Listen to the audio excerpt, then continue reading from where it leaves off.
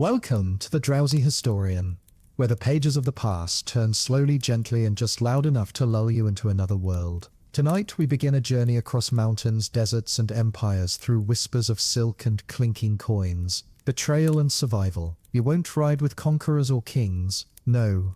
Tonight you walk in the worn leather sandals of a traveling merchant on the Silk Road. His life isn't carved in stone. It's packed in crates, lost in sandstorms, and recorded in the margins of forgotten ledgers. So lay back, close your eyes, and follow every footstep. The journey ahead is long, and sleep may be the softest stop on this ancient road. Chapter 1: The Burdened Pack. Life before departure. The weight of a merchant's journey never starts on the road. It begins weeks earlier, on the cracked floor of a caravanserai courtyard in Anatolia, where ropes are checked more often than prayers, and every coin is counted twice. Before a single hoof touches sand, there's haggling, inspecting, and bracing for betrayal. You don't just pack goods, you pack assumptions about markets that might shift before you arrive. You gamble on rumors like which port is flooded with saffron, or which Chinese governor is jailing traders this month. Trade routes weren't predictable highways, they were living, shifting beasts. One landslide, one war, one offended tribal elder, and your entire expedition could turn to dust. In the 13th century, the Silk Road wasn't a single road at all. It was a sprawling, tangled web of interlocking paths, stretching from the Mediterranean to the Yellow Sea, and each segment came with its own languages, taxes, climates, and dangers. You couldn't simply ride east, you had to read wind, watch the stars, remember local customs, and most importantly, know who to bribe. Let's pause on that. Bribes weren't corruption, they were structure. At checkpoints, from Persia to Samarkand, toll collectors waited not for forms or passes, but for discreet payments slipped into sleeves or bread rolls. Sometimes they wanted coin, other times a vial of scent or strip of silk. The art was knowing what pleased that gatekeeper that day. And what about packing? A novice might assume merchants loaded their camels with maximum goods for maximum profit. That's suicidal thinking. Overpacking slows you down, strains animals, and attracts thieves. Smart merchants carried less but more valuable cargo. Nutmeg, cinnamon, saffron, and cochineal dye. Spices were worth their weight in gold. Literally, a single pouch of cloves could buy you a servant in Baghdad or a marriage in Venice. Of course, animals were cargo too. You needed camels for the desert, mules for mountain passes, and handlers for each. Good camel drivers weren't hired, they were cultivated. You listened for reputation. Who had crossed the Karakum desert without losing a beast? Who could read a sandstorm from the smell of the wind? And then there was the ledger. A merchant's most prized possession wasn't silk, it was his notebook. Coded lists of prices, debts, political gossip, and regional trends. Many wrote in secret shorthand, sometimes using multiple languages on a single page to confuse thieves. One merchant's surviving record from the 14th century tracks the price of pepper in Basra, down to the ounce over 10 years, just to predict profit margins. Behind every merchant was also a shadow economy, caravanserais. These roadside inns dotted trade routes like beads on a necklace. Some were run by monks, others by opportunistic families who knew how to charge double for stew and triple for oats. They weren't just resting stops, they were intelligence hubs. At night, merchants traded gossip instead of goods, mapping dangers by candlelight. Don't go east of Merv, bandits in the foothills. The bridge at Bulk is out, take the northern path. But it wasn't all economic chess, there were spiritual stakes too. Merchants often sought blessings from saints or imams before departure. Some even carried talismans, a feather from a hawk, a bone carved with verses, or a pouch of graveyard soil, believing it could protect them from storms or betrayal. One traveler even wrote of burying a prayer scroll under the first mile marker of his journey, so that my route may not unravel. What most don't realize is that death was assumed. Every merchant, no matter how experienced, wrote at least one farewell letter before leaving. Some drafted wills, others confessions. The Silk Road offered riches, but its toll was often measured in bones. You could vanish beneath a collapsing dune, or be poisoned by water in a cracked gourd. You could be robbed in your sleep, or fall sick from a fever you never named. And yet, they went, again and again. Why? Not just for gold, for reputation, for the thrill of navigating the unknowable, for the belief that surviving the Silk Road made a man wiser, even if it didn't make him richer. For many, the journey was worth more than the cargo, and so with your satchels sewn, debts paid, animals shod, and a silent prayer muttered at dawn. You step from familiarity into sand. The Silk Road yawns open before you, vast and indifferent. There is no welcome sign, just a horizon, and the knowledge that every mile forward is a mile away from certainty. The first day of travel is always the heaviest, not because of the pack weight but the weight of doubt. Behind you is everything familiar, your marketplace stall, the scent of home spices, your language echoing through stone alleys. Ahead lies a land of dialects you can't speak, currencies you don't recognize, and landscapes that swallow weaker men. Every step forward is a trade, safety for opportunity. Merchants on the Silk Road often began their journey in small convoys, 5 to 10 men with shared interests. But trust among them was never total. You didn't reveal your full cargo. You didn't show your real accounts. Sometimes even your name shifted as you crossed borders. A man named Yusuf in Aleppo might become Yusuf in Bukhara. Identity wasn't sacred, it was strategic. Let's talk logistics. The average daily distance covered by a camel caravan was about 25 to 30 kilometers. More than that, and your beast suffered. Less than that, and you lost profit in delays. Timing wasn't just about speed, it was about season. Merchants timed their departures with painstaking care to avoid monsoon rains in India, desert heat in Persia, or snow traps in the Pamirs. A single miscalculation could mean frostbite in the Hindu Kush, or heat stroke in the Dashta Kavir. Water was more valuable than gold. Each stage of your route required knowledge of oases and wells, and not all of them were clean or accessible. Some were controlled by desert tribes who demanded tribute. Others were poisoned by enemies or dried up unexpectedly. The most respected merchants weren't always the richest. They were the ones who knew where water could be trusted.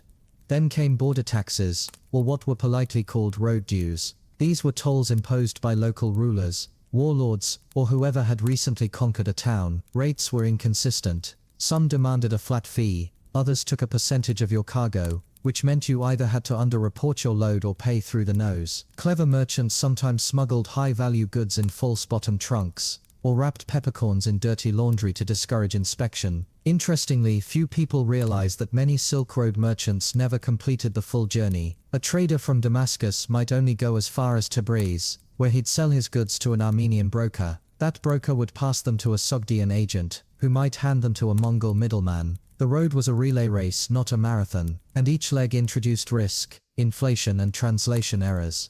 Currency was another nightmare. There was no universal coin. In the same month you might deal in Venetian ducats, Persian dinars, Chinese strings of cash, and bartered bolts of wool. Most merchants carried small sets of scales to weigh silver and gold. You had to be fluent not just in language but in metal content. Some coins were intentionally debased, stuffed with tin or lead to cheat weight. The best traders could hear fraud by the clink of a dropped coin. Now consider disease. Caravan routes were not sterile lines, they were arteries of bacteria. Lice were common. Fevers swept through tent rows in hours. One cut from a thorn might fester into gangrene if you weren't careful. Worse still was plague, which loomed like a ghost in certain seasons. Merchants had no germ theory, but they understood patterns. Don't drink from the green well, or leave a sick man behind. Don't touch him. Brutal advice but practical. Even nature worked against you. Sandstorms in the Karakum could strip flesh from bone in minutes. The wind carried knives, not whispers. On high mountain passes, blizzards appeared from clear skies. Merchants learned to read cloud color, bird behavior, and camel breath for early warning signs. Your success often hinged on tiny decisions, like setting up camp 2 miles earlier to avoid a floodplain, or waking an hour sooner to beat heat stroke.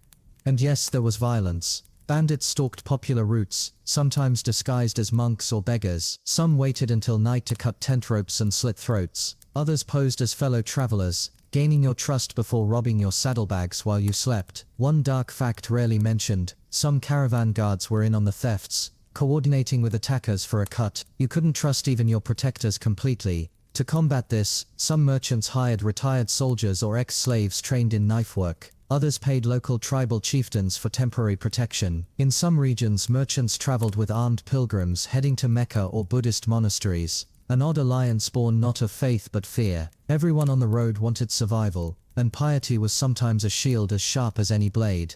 But the mental toll was just as steep. Days were long and repetitive. Nights were filled with strange noises and insect bites. Food was limited, mostly dried meats, flatbreads, lentils, and occasionally goat milk or fermented mare's milk. One traveler wrote that he craved fresh figs more than gold. Hunger changes priorities. Sleep was shallow. You never quite relaxed, always one ear open for camel grunts, whispered threats, or the absence of expected noises. Silence, sometimes, was the most terrifying sound. A quiet night could mean a predator was nearby, and through all of it you wrote. In the margins of ledgers, on scraps of hide, in letters never sent. Not poems, not stories. Warnings for yourself. Avoid the third cook at the Bam Inn. Use the smaller scale in Konya. Less suspicion. Pay the elder's son, not the elder. These notes became your true map. The Silk Road wasn't drawn in lines, it was stitched in memory, experience, and the quiet knowledge that only the survivors carried forward.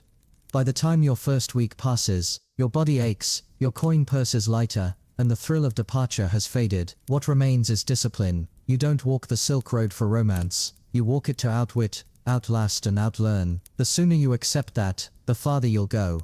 Chapter 2. Treachery at the Tashkent Gate. There is a saying whispered between seasoned merchants: Tashkent doesn't take what's yours. It convinces you to give it away. As your caravan descends the gentle foothills and approaches the outer walls of this Uzbek stronghold, the difference between barter and betrayal begins to blur. On maps it's just another checkpoint. In reality, it's a crucible that burns away the naive. Tashkent, nestled at the crossroads of multiple empires and tribal roots, was less a city and more a network of power brokers, not warlords with swords but bureaucrats with ledgers. Men who could bankrupt you without raising their voices. Unlike the open threats of desert raiders, the danger here was subtle: forged papers, false fees, and legal tricks designed to strip you bare while thanking you for your cooperation. As you enter the trade quarter, the smells change. Less camel sweat, more ink and oil. Here even the guards speak multiple dialects. The gates themselves are guarded by a mix of Turkic mercenaries and bureaucrats from distant khanates. Their armor is ceremonial, their weapons unseen, because power in Tashkent is not carried on spears, it's carried in scrolls. First comes the inspection, not of your goods but of your documents. Travel permits, trading licenses, previous tax receipts. The men behind the wooden desk have blank expressions but sharp eyes. If a single word is out of place, if your paperwork is stamped with the wrong seal or signed by the wrong governor, you're detained, fined, or worse, required to negotiate. This is where most novices fail. You see, Tashkent doesn't demand bribes, it demands gifts. You don't pay a toll, you offer a token of goodwill. You don't grease a palm, you sweeten a transaction. This linguistic sleight of hand allows the city's elite to keep their hands clean while draining your profits with a smile. A lesser-known fact: many local scribes forged these mistakes themselves. They would help you fill out tax forms in Persian, then intentionally insert minor errors. Later, their cousins at the gate would flag these errors and charge you to fix them. It was an economy of deliberate inefficiency. Behind the gates, the marketplace sprawled like an open-air archive of the world's greed. You could buy anything if you knew who to talk to. Peppercorns in silken pouches, opium bricks wrapped in oilskin, even forged Mongol travel passes, complete with imitation seals. But these things weren't openly displayed. Tashkent operated on layers of trust: a glance, a whispered phrase, a coin folded the right way. The deeper you went, the more authentic the danger. And you had to play along, because without passing through Tashkent, you couldn't reach the eastern riches. No silk, no jade, no porcelain. This city was the funnel through which East met West, and everyone paid their share, either in silver or blood. Let's pause and examine a darker truth. Many of the city's wealthiest merchants didn't earn their fortune through trade, they made it through delay and deceit. A merchant from Damascus might be detained on a technicality, forced to store his goods for inspection. Days passed, then when he finally returned, half his cargo had spoiled or gone missing, usually resold under a different name by a partner of the very man who detained him. There was no recourse. Tashkent law favored Tashkent-born. Foreigners, no matter how wealthy or well-connected, were always guests.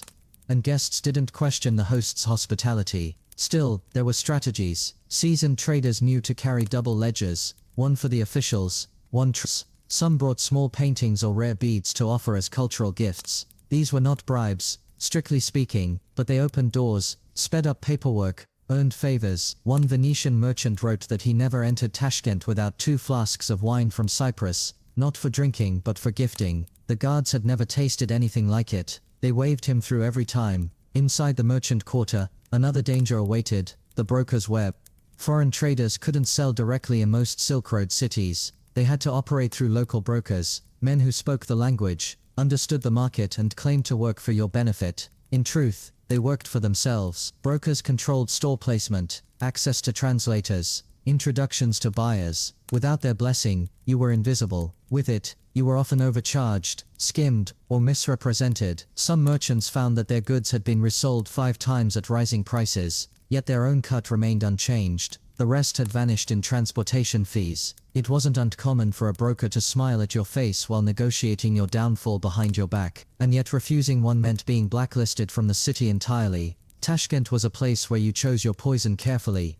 You begin to realize that trade isn't just about goods, it's about psychology. How long can you stare in silence during a negotiation without blinking? Can you feign outrage at a low offer, only to accept a lesser one later reluctantly? Do you know when to nod, when to scoff, and when to pretend not to understand the language, until the right price emerges? These were the true tools of trade, not scales or coins. And in Tashkent, every glance was a bargain, every silence a strategy. Some broke under the pressure, a few tried to flee, leaving behind goods, money, even camels. Others went mad, accusing brokers of witchcraft or poisoning. More often they simply left poorer, wiser, and with stories to tell. You survived Tashkent not by overpowering it, but by slipping through it, like a river through cracks in stone. No resistance, just careful redirection. No rebellion, just adaptation. And so, after days of whispered bartering, guarded smiles, and sleepless nights, you finally pass through the second gate. The city's claws release you, not because they couldn't hold you, but because they took what they needed.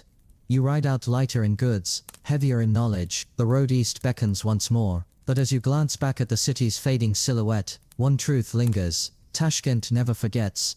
You ride away from the city gates with a strange blend of relief and resentment. Tashkent didn't wound you, it wore you down. Every hour inside its walls chipped at your resolve, not with swords but with ink and smiles. It's only now, on the road eastward, that you understand the real price you paid, not just in coin or goods, but in the erosion of trust. The road teaches you this early. Trust is a currency, and it depreciates fast.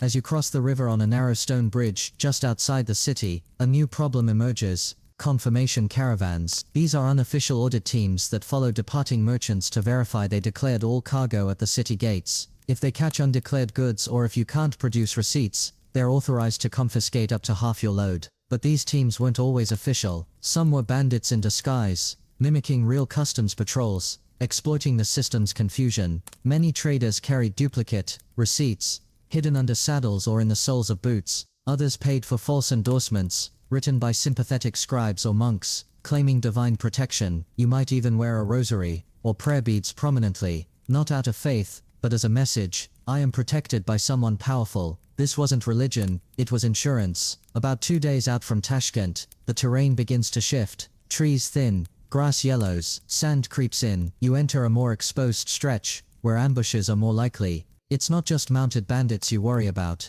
it's rival traders. Some posed as allies back in the city, chatting over lentils and tea. Out here with no witnesses, they become opportunists. It's an unspoken rule of the Silk Road. A merchant is competition until he's convenient. To protect yourself, you join a larger caravan temporarily, a mixed group of Indian traders, bringing lapis lazuli, Arab merchants with baskets of dates, and a group of Chinese pilgrims heading home from Mecca. Communication is slow and mostly non-verbal. A nod means rest here, a raised palm, watch the left ridge. It's a loose arrangement, but effective. There is safety in numbers sometimes.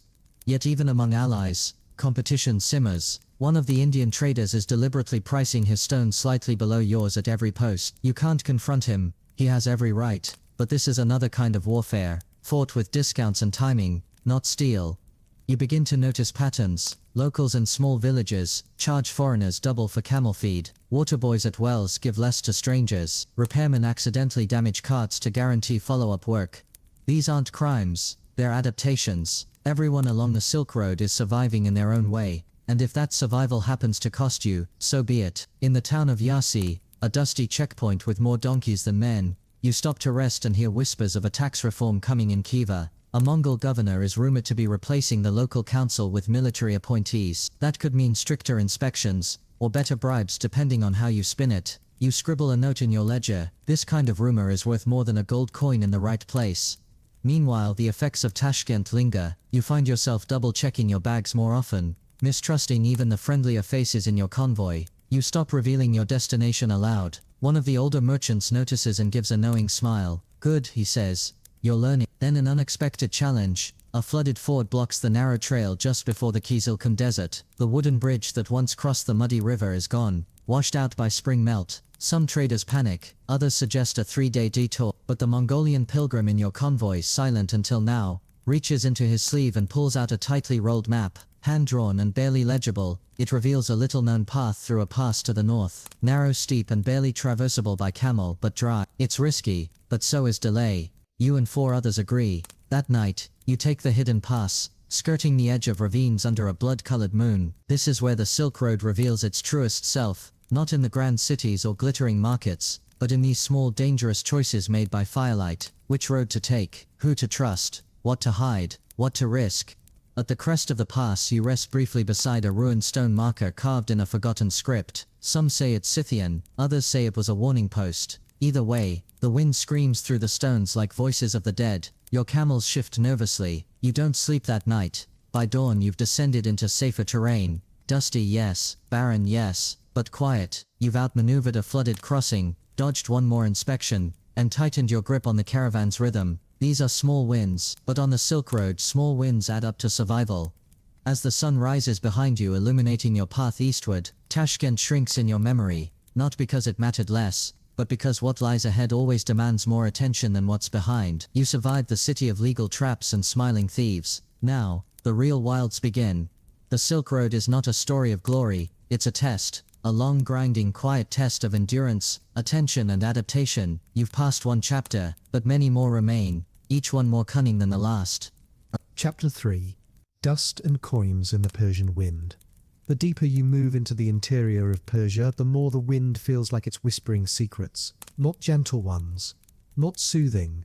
The kind that sting your eyes and dry your lips. Warnings wrapped in dust. You've left behind the semi-civilized thresholds of trade cities and entered the vast, open ambiguity of the Khorasan plains, where money loses its value if you don't know how to carry it. There's no defined border here, no checkpoint announcing that you've entered a new province. One moment you're in a rocky outcrop with thin grass and stunted trees. The next, a dry, golden emptiness swallows your view from horizon to horizon. It's not the absence of things that frightens you, it's how fast they disappear. One wrong turn, one gust of wind, and your entire convoy can vanish into the sand like a spilled trail of flour. This stretch, known to older traders as the belly of the wind, is as dangerous as any bandit ambush. The heat is misleading, not blistering, but constant. Dry. Dehydration doesn't come as thirst, but as fatigue. Your camels slow. Your men speak less. Your skin cracks. And when you finally realize you're in trouble, your tongue is too dry to speak the warning. Water becomes a ritual. Not drinking, but rationing. You don't sip, you wet your lips. Some soak their scarves and wrap them around their heads to extend the sensation. You've already learned not to rely on caravanserais out here. Many marked on maps are abandoned or looted. One, the size of a small fortress, had its gates smashed in and bones littered across the inner yard. Human and animal. Someone had tried to make a stand. They failed. Yet the road demands movement. Stillness is more dangerous than risk. So you press forward, timing your travel to sunlight angles, not distances. You ride early, rest through midday, and push again in the evening. It's a brutal schedule. One of your handlers begins muttering during night travel. At first it seems like prayer, but then you realize it's names, dead names. Merchants he traveled with years ago, most of whom never returned. The wind here doesn't just carry dust, it carries soundless loss. Let's talk currency. Here, Persian dinar still holds some value, but most locals prefer barter, not because they lack coin, but because coin is irrelevant when survival is immediate. In the village of Sarapul, you trade a bolt of coarse wool for 2 water skins, a rusted axe head and a warning. Don't follow the river bend. Men vanish there. You ask what kind of men. All kinds, the boy answers before slipping away. You begin to realize that the real Silk Road wasn't a commercial highway.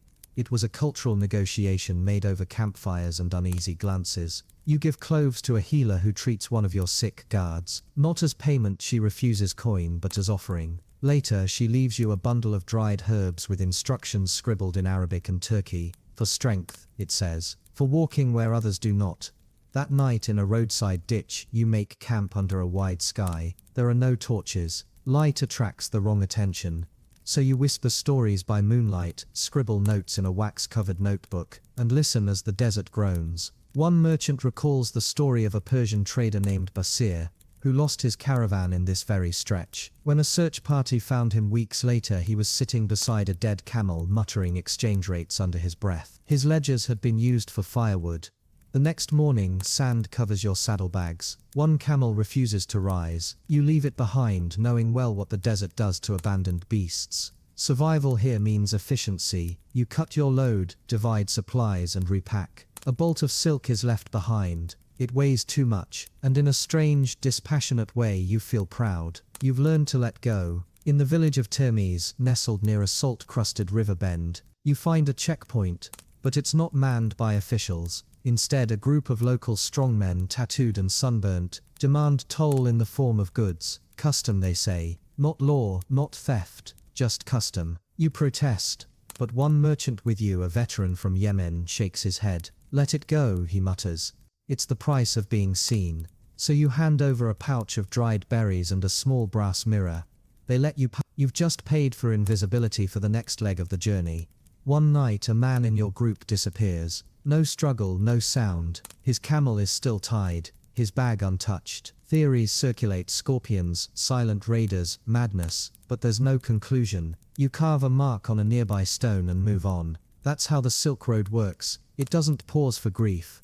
Still, there are moments of beauty. You pass through a stretch of high cliffs where the wind whistles through cracks, producing a haunting, almost musical tone. Your caravan stops just to listen. A moment of silence, suspended in time. You don't know the name of this place, but you write down your own. The Singing Teeth. Some truths aren't written in books, they're named by those who survive them. At one point you find a torn scrap of fabric buried in the sand, embroidered with foreign symbols, maybe Tang or Yuan Chinese. A merchant once walked here long ago, carrying dreams eastward, and now all that remains is thread. You wonder what will be left of you. As you near the end of the Persian flats and begin climbing toward the Pamir Plateau, your lungs tighten. The air is changing, the terrain more jagged. But so are you, sharper, less trusting, more alert. You've lost things, goods, animals, illusions, but you've gained tools that don't fit in bags. The habit of silence, the skill of reading lies, the instinct to avoid convenience. The Silk Road hasn't rewarded you, not yet, but it's shaping you. Carving the softness from your thoughts and packing your mind with something heavier. Awareness. And out here where the wind forgets your name and maps lie, that might be the most valuable thing you carry. As the caravan pushes onward, leaving behind the salt-blown winds of the Khorasan plains, the landscape sharpens like a blade. What was once golden and flat becomes rocky, brittle, uneven. The road narrows, not by human design but by geography's indifference. You're now heading toward the Pamir Knot, the spine of Asia where tectonic forces meet and clash. Traders call it the roof of the world, though few see its summit without paying a price. Sometimes in coin, often in blood. Elevation brings a new enemy, altitude sickness. Your men breathe heavily even while resting. Noses bleed without warning. Lips split. Some travelers chew dried rhubarb root, claiming it opens the lungs. Others burn dung for heat at night, gagging on the smoke but surviving the cold. A few smear animal fat over exposed skin to keep it from cracking in the night air. These aren't folk remedies, they're field-tested survival techniques passed down from caravans, long buried under snow. You stop in the stone-flanked village of Kuhandis, where no one speaks above a whisper. The innkeeper is missing half a hand. You don't ask why. He offers you goat stew and a cup of something that smells like fermented cheese and honey. You drink it anyway. Your body is too tired to be picky, and your host watches your every movement. In this place, manners are as important as payment.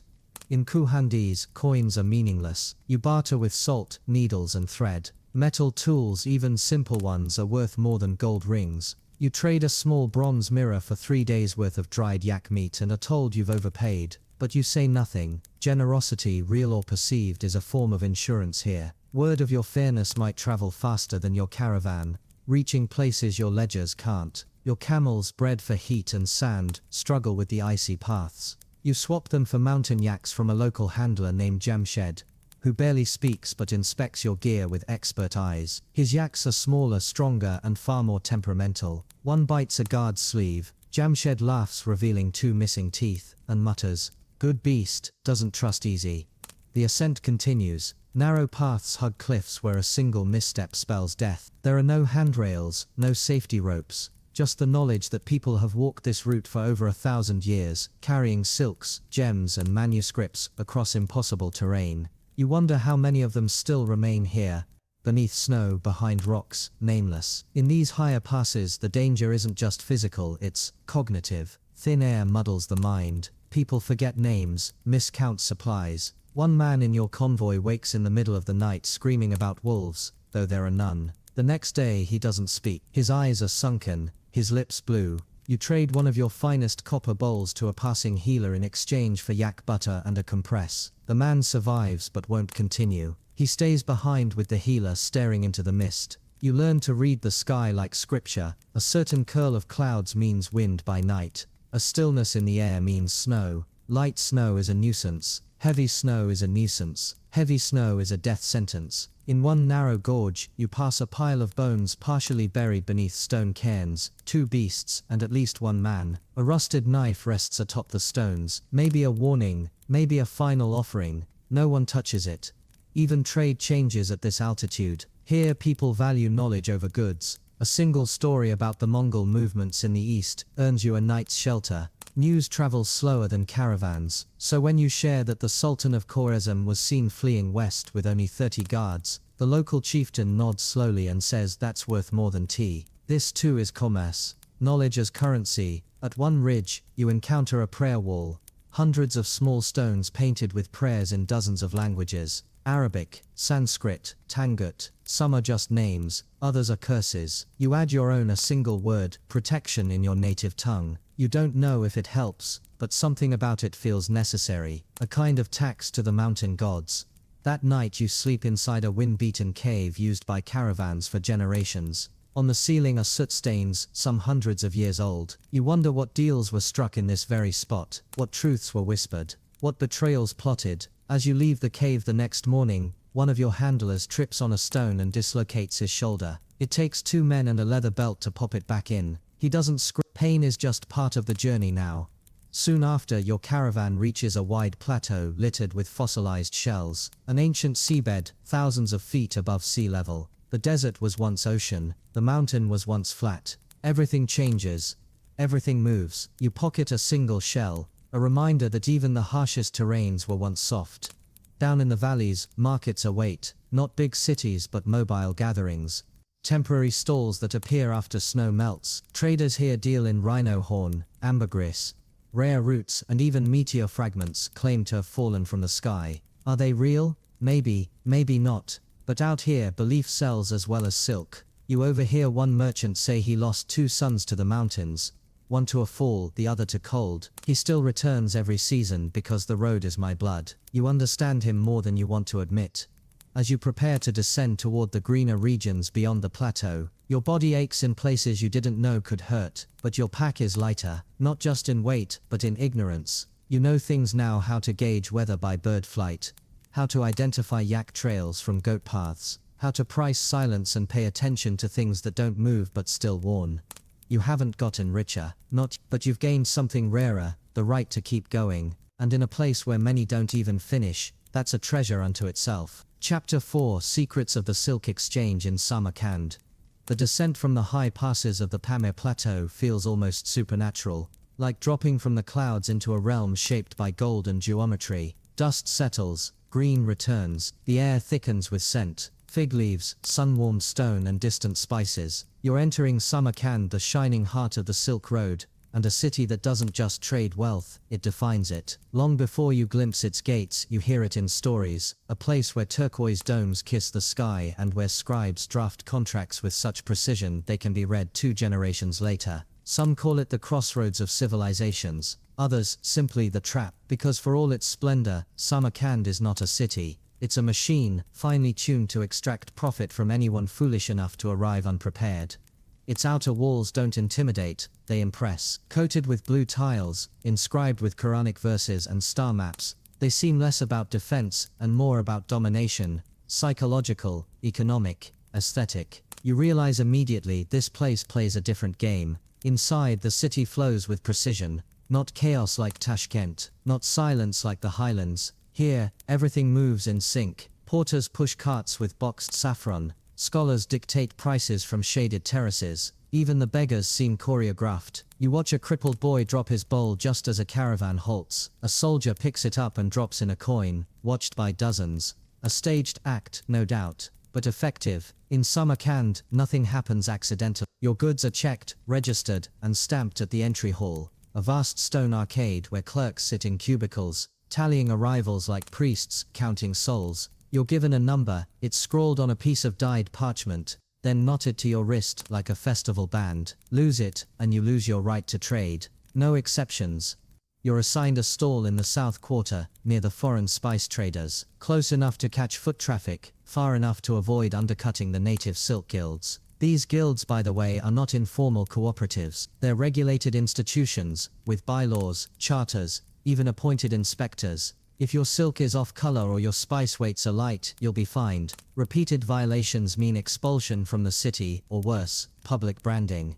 Let's pause on that. In Samarkand, reputation is currency, and like silver, it can be tarnished. A single public dispute, a failed delivery, or a bounced promissory note could lead to whispers that follow you for years. Traders invest, not just in goods but in silence. It's not uncommon to pay a witness to forget a conversation or to bribe a guild notary for a corrected record. Still, the city dazzles. You watch as a Chinese delegation arrives, their robes lacquered with crimson thread, bearing jade bowls shaped like lotus petals. A Persian noble follows, escorted by guards with silver-inlaid scimitars.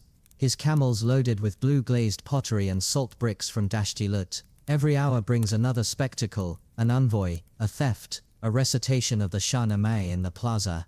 Your first few sales go well. A batch of dried ginger fetches triple what you'd expected. A small velvet pouch of nutmeg, smuggled in a false bottom pack, sells in under 10 minutes to a court cook. But it's the silk bolts that draw the real attention. Not because they're extraordinary, but because they bear a particular knotting pattern popular among northern weavers. A minor detail, but here, details are everything. You're approached by a broker named Ramatullah, whose beard is oiled and braided with gold thread. He speaks 5 languages and never stops smiling. He offers to facilitate introductions in exchange for 4% of all proceeds. You know the game. Say yes, and he'll inflate prices slightly, pocket the margin and make you feel like he's saving you money. Say no and he might forget to mention your goods to the right buyers. You agree, because in Samarkand, visibility is a commodity. He takes you to the Silk Exchange, a domed structure half market, half palace. Inside, negotiations unfold in hushed tones, interrupted only by scribes who dip quills into scented ink, and record transactions on parchment so fine it dissolves in water. An anti-fraud measure, you're told. You observe a scene that stays with you. A Greek trader unrolls a rare cobalt-dyed textile, only for an Uzbek judge to accuse him of fabric impurity. The cloth is tested, washed, burned, smelled. When judged counterfeit, the trader is escorted out, his goods seized. No trial, no appeals. The court operates on speed, not sentiment. You tighten your inventory and prepare for similar scrutiny. But Samarkand has rewards for the cautious. You're offered credit lines, rare even in your home city. Lenders here function like early banks, issuing paper notes, exchangeable across distant cities. A man in Samarkand could lend you funds redeemable in Kashgar, Bukhara, or even Constantinople. But beware, interest rates are buried in coded contract language, and defaulting on a debt here can lead to indentured servitude. Later, you visit the Library of Trades, an annex of the city's famed madrasa, where traders may consult scrolls listing historic market rates for various goods. You find pepper listed at 4 times its current value, evidence of a recent glut. Meanwhile, civet musk, harvested painfully from wild cats, is climbing in demand among Chinese elites. You jot this down. These are not curiosities, they're future leverage. That night, you dine in the courtyard of a Han merchant who insists on drinking from lacquered cups and serving horsemeat tartare with pickled lotus. You share news of distant wars. He shares market gossip. Then, with a straight face he says, "Tomorrow, the market will turn against saffron. Word is, the caravan from Kandahar was robbed. Supply is cut, prices triple." You smile, because 2 of your pouches remain unsold. You have saffron. As the stars rise over the shimmering tiles of the mosque, and the fires of the exchange burn late into the night, you realize that Samarkand isn't a city you conquer, it's a city that lets you win when it profits from your success. Your time here will not be long, but while it lasts, you must think faster, bargain smarter, and speak less. Because in Samarkand even the walls have ears, and sometimes those ears take notes.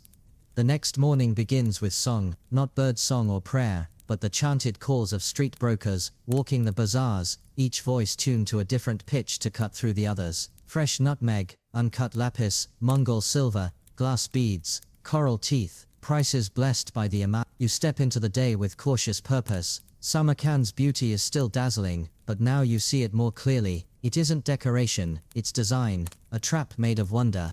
Your first stop is the registry office, where all successful sales from the silk exchange must be reported within 3 days. Failing to register is considered intent to evade tax, a punishable offense. The building is unremarkable, mud brick with faded tiles, guarded by sleepy men in quilted coats. But inside the process is strict. You present your trade slips, your goods origin seals and a token given by Ramatullah the broker.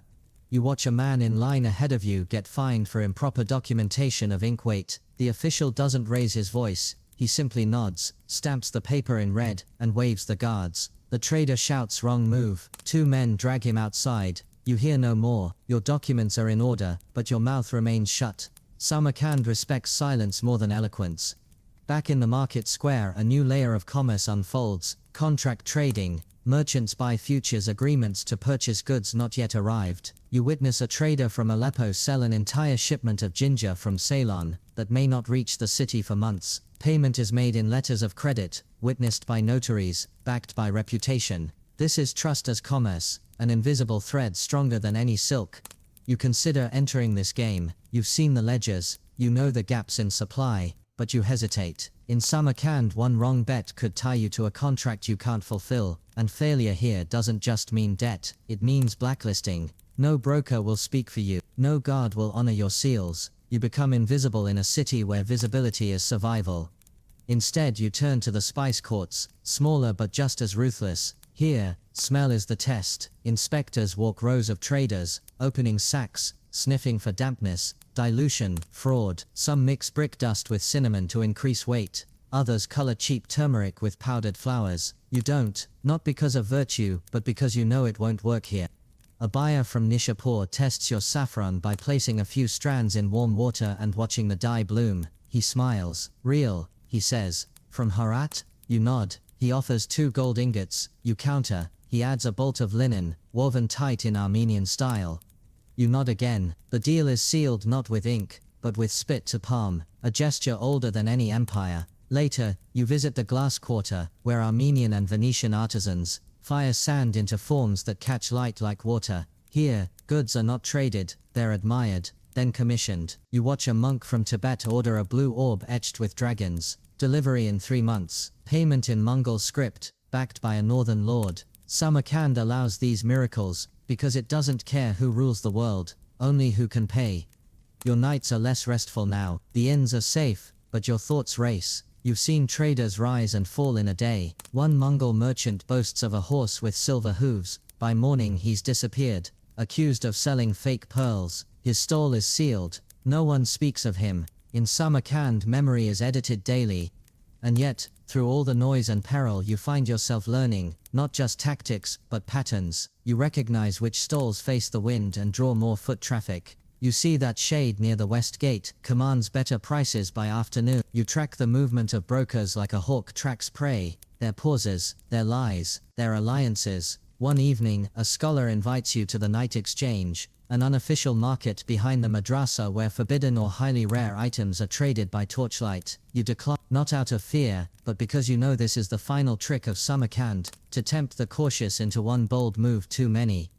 You leave the next morning, not under duress, not in disgrace, but with fewer goods, a heavier purse, and a deeper understanding of what this city really is. Samarkand doesn't just sell things, it teaches you what you're worth. As you exit the gate, the same one you entered days ago, you feel a strange pull, not regret, but awe. You've survived its beauty and its teeth. You've learned that in Samarkand the currency is knowledge disguised as etiquette, ruthlessness wrapped in silk. The road ahead is rough again. Your caravan reforms outside the walls, faces new and old, some hopeful, some tired. You mount your steed and take one last look at the domes, blue like the sky, sharp as memory. Samarkand has let you go, for now. Chapter 5. Nights in the yurt of the Kazakh Khan. After the tight alleys and structured chaos of Samarkand, the open steppes feel alien, like stepping from a library into a thunderstorm. No walls, no gates, no couriers scurrying about with stamped parchments. Just wind, space, and a sky so vast it makes you feel irrelevant. The horizon stretches flat and uninterrupted in every direction, a canvas of dry grass swaying like waves. You've entered the domain of the steppe people, the horse-riding Kazakh clans who don't measure power in gold but in mobility, memory, and muscle. Out here, your silk and saffron mean little. You may carry rare dyes or Chinese tea bricks, but these people trade in horses, salt, felt, and respect. You're a guest now, not in a palace or exchange, but in a culture that sees your caravan not as a trader's convoy but as a potential threat, a curiosity, or a test. Your first encounter comes at dusk, just as the light reddens and the wind grows restless. A group of Kazakh riders appears over a rise, young men dressed in quilted coats, their bows slung casually at their sides. They ride in silence, circling your group slowly. You halt. No sudden moves. One of your guards mutters a prayer. Another checks his coin pouch. You do nothing. Then a whistle, a signal. The riders split and from behind them rides an older man. His beard is grey but his eyes are sharp. His horse is sleek, broad-shouldered. He doesn't introduce himself. He studies you, your clothes, your posture, your animals. Then he says a single word in Turkic. Come. It's not a request. You follow. The camp is hidden behind a ridge, nestled near a stream lined with dry reeds. Dozens of yurts form a loose circle, their felt coverings billowing like sails. Smoke rises from small fires. Children stare. Women carry bundles of meat and wool. You're led to a yurt larger than the rest, decorated with dyed tassels and bronze bells. This is the home of a Khan, a clan leader whose authority isn't written but lived. Inside, the space is warm and aromatic. Smoke, horse sweat, fermented milk. The Khan sits cross-legged on a pile of woven rugs. Beside him, two older women prepare tea steeped in butter, salted and poured into shallow bowls. You're offered one. Refusing would be an insult. You drink. It's oily, sour, unfamiliar, but you smile. The Khan nods. He asks no questions at first. Instead, he listens as his translator, a younger man with a scar down his jaw, speaks for you. You explain your trade goods, your route, your intentions. You mention Samarkand, hoping to impress. The Khan grunts. Then he gestures toward a leather pouch. You present it. He unties it, pulls out a handful of saffron strands, sniffs them, then sprinkles a few onto the fire. The scent rises, rich, earthy, sweet. Then comes the moment of negotiation, not for coin but for trust. The Khan offers protection for your passage through his lands. In exchange, he wants salt, thread, and one of your knives. Not a fancy ceremonial one, but the steel-bladed utility knife you've carried for years. You hesitate. He watches. Silence stretches. Finally, you nod. He smiles for the first time. That night, you're invited to stay in the yurt. Not just for courtesy, but as a test. Your reaction, your behavior, your ability to adapt, all will be noted. These people live by observation. They don't need ledgers. They remember everything. Dinner is boiled horse meat, cut with bone-handled knives and served on communal platters. You're expected to eat with your hands. You do. The fat coats your lips. The meat is rich, chewy, unfamiliar, but not unpleasant. A fermented mare's milk drink follows, kumis they call it. Sour, fizzy, intoxicating if taken too quickly. You sip slowly. A game begins, a sort of debate by proverb. Men toss short riddles and rhymes at each other, each responding with wisdom, wit, or mockery. Laughter erupts. You don't understand all the words, but the rhythm is universal. Even silence is a response. The Khan looks to you. You offer a proverb of your own. The merchant with no map trusts the wind. A pause. The translator repeats it in Turkic. A few smiles. The Khan nods again. Later, outside the yurt, a young woman stirs a pot of sheep's milk over open flame. She hums an old melody. Children chase each other with wooden swords. A boy asks to pet your camel. You let him. He laughs and runs off. One of your guards murmurs, "They don't fear us." That, you realize, is the point. They don't need to. That night you sleep on thick mats lined with wool. The yurt creaks as wind presses its sides. Somewhere, a horse whinnies. You listen to the sound of laughter, of knives being sharpened, of old stories being passed down beside embers. This is not a world you understand, but it's one you've entered, and you're beginning to learn its logic. Out here, beyond the laws of cities and the reach of kings, honor and memory are the only currencies that count. If you offend, you're forgotten. If you respect, you're protected. And if you adapt, you might even be welcomed. The Khan has said little, but his eyes have said enough. You'll pass through safely for now, but your behavior from this night will echo in the stories they tell. You are not just a merchant now, you are part of the memory of the steppe.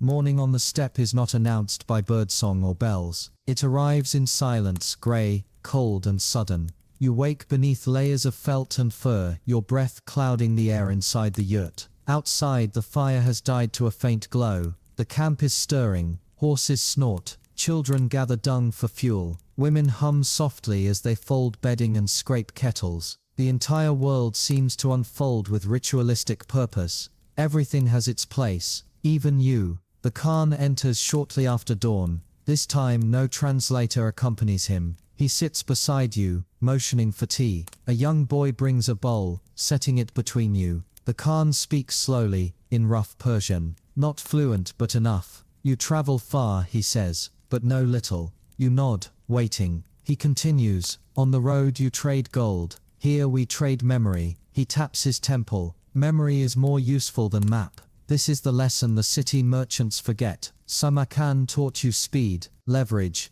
disguise. But the steppe teaches durability. A trader survives here not because he's clever, but because he's remembered well. Every word you speak becomes a footprint. Every gift a ledger entry etched in wind. Before you leave, the Khan offers you a gift. A small carved stone fox. It's not valuable by city standards, roughly shaped, no jewels, no inscriptions, but you've learned enough to recognize the gesture. The fox represents clever survival, a symbol passed among clans as a mark of recognition. When shown at future camps, it will signal that you are known, not trusted perhaps, but not unknown.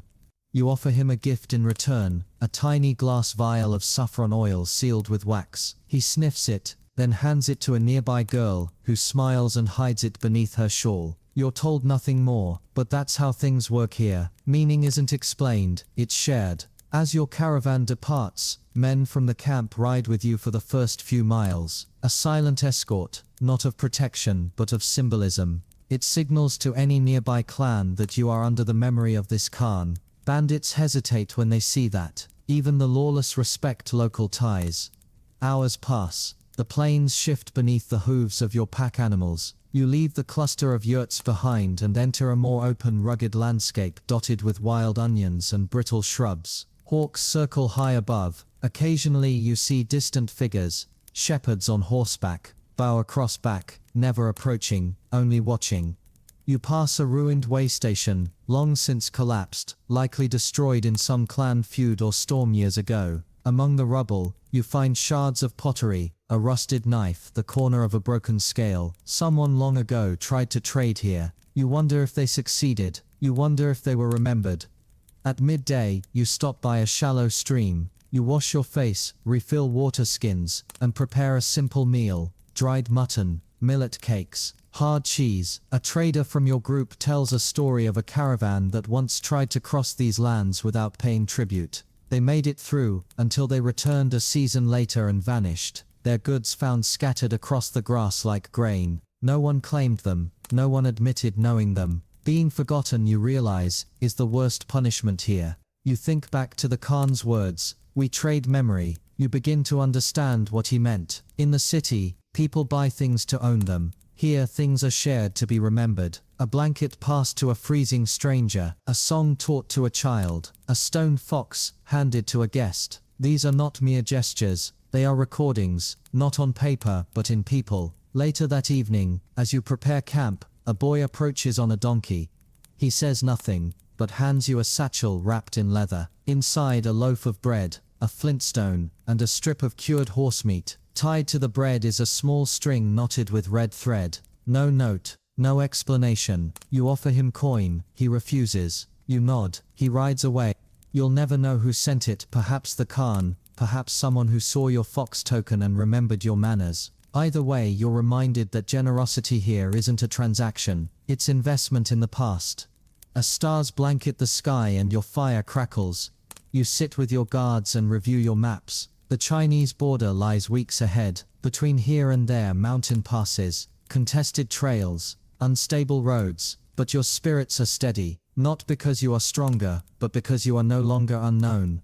You tell your men, the most valuable thing we carry now isn't silk, it's that carved fox. They laugh, not entirely understanding, but one nods, and you can see it in his eyes.